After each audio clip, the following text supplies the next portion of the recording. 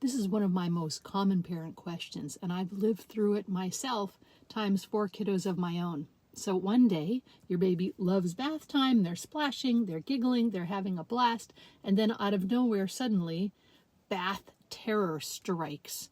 They're screaming, they're thrashing, there's just sheer panic.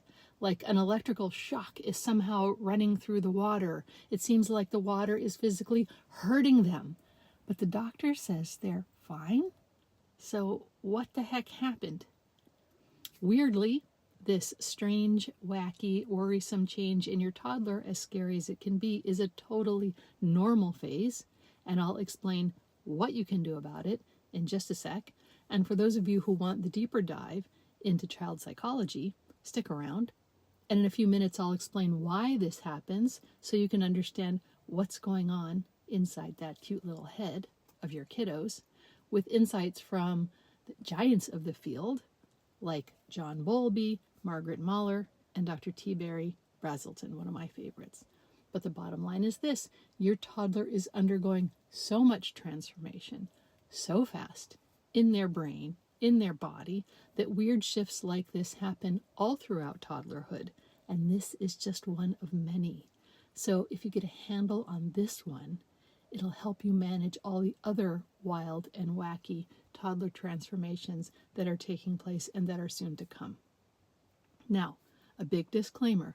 I'm assuming your child is healthy and there's no medical problem causing this bath terror, which usually there isn't, but that's for you to check out first. But barring that, solution number 1. So you want to ease up on bathing frequency. The pediatricians say we tend to bathe our little ones too much, too frequently. Their skin is very tender. Babies need to be wiped down from all the obvious food and the poop and all this stuff, but generally their skin is so sensitive and not particularly stinky. So if your little one is terrified, it's okay to skip the full bath for a few days. Instead, try a sponge bath or a wipe down at the side of the tub. Let them stand outside the tub and bathe their toys in the tub.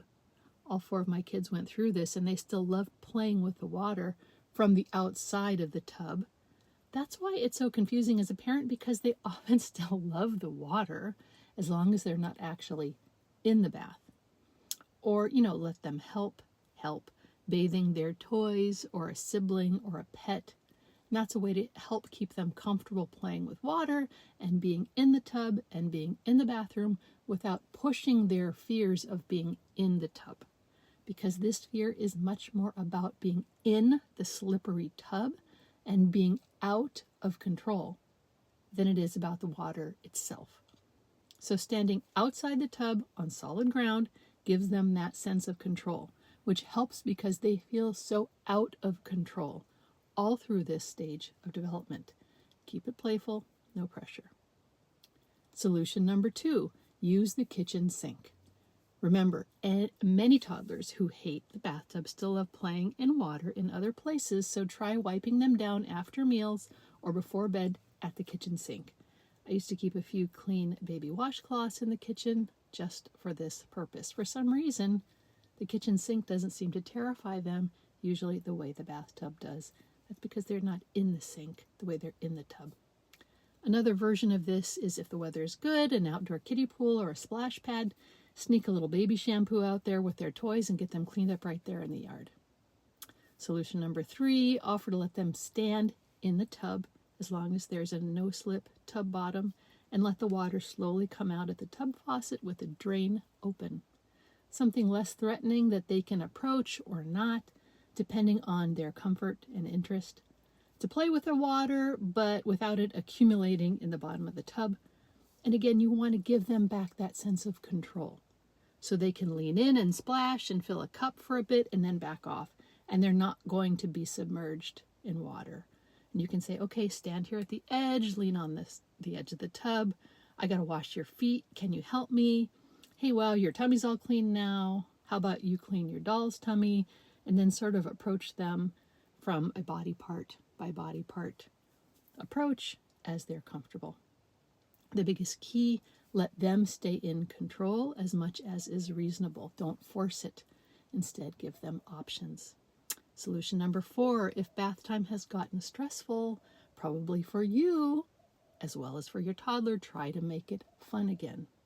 Every few days, set up a party bath, fun bubbles, different bath toys, an upbeat attitude.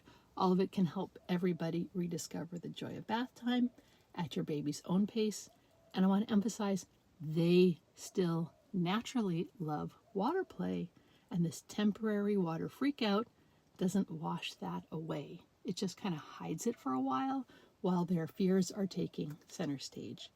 And I'll explain in depth why bath time feels so scary to them, because it's really fascinating in just a bit. But remember, their love of water is still there, and it will come back. I promise. Of course, you will sometimes have to bathe them if they get gross, even if they don't want it. Eggs in their hair, who knows? In that case, offer them a choice. I can wash the eggies out of your hair with water and a washcloth here at the side of the tub, or we can stand in the tub with the water running, but no plug in the drain to clean your hair. Which one do you choose? Again, giving them that sense of control with options. Now, what if you already pushed it too far with them? Because you got desperate and you got scared and you started running in your mind, oh my God, my kid is never going to be clean again. What's wrong with them? What's wrong with me as a parent? And now they're even more scared of bath time. Look, if you've already pushed the bath time and it ended badly, your toddler freaked out, and you're feeling guilty, don't worry. Try to get centered. And remember, it's not your job to be a perfect parent, okay? You just have to be good enough. Research bears this out. It actually helps build resilience in your little one and in you as a parent, and together in your relationship with your child. When things go sideways with your toddler, and they will a lot, it's about how you handle it and how you repair it together with your child. You're setting a foundation of learning about each other as your child grows and develops, that when something happens and that goes wrong, you go back and try to do it differently, better. And that's how you model how to repair those little micro interactions that sometimes can go wrong, often can go wrong. I mean, these are new little people. How are we supposed to just magically understand them all the time? It's impossible. No parent does. And Mother Nature knows that, and only requires an iterative learning process, learning as you go, good enough.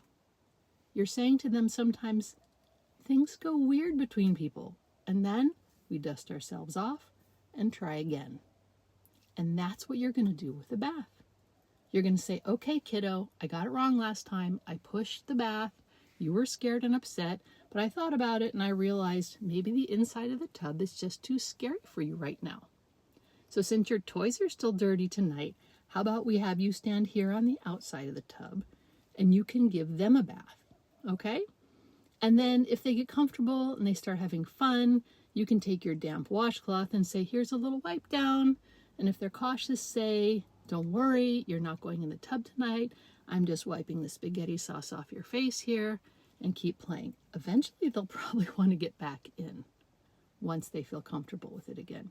So acknowledge their feelings, come from a place of empathy, but also being the parent, knowing, hey kid, we've got to clean you, get you clean once in a while.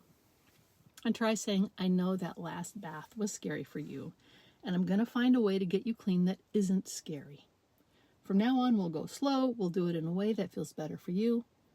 Sometimes we got to get the eggies out of your hair because it looks weird having scrambled eggs in your hair, but we can do it in a way that's not so scary for you, okay? Empathy goes a long way here. Remember, this phase will pass, usually in about 3 to 4 months max, usually much sooner. And all right, so those of you who stuck around, let's get into the deeper, fascinating developmental intricacies of what's happening in your toddler's mind. What's going on inside that cute little head?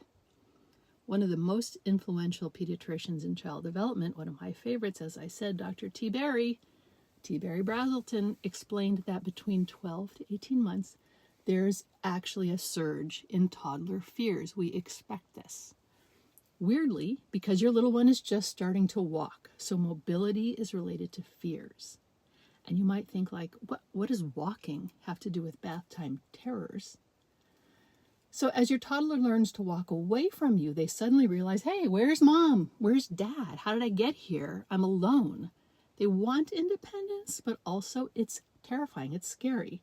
Toddlers suddenly are exposed to a lot more risk. And I'm talking about what may seem like little risks to us, but they're huge to toddlers. Things like toddling into the hallway by themselves for the first time and then suddenly not being able to see you, or taking a tumble or crashing into the corner of the table when they're cruising around.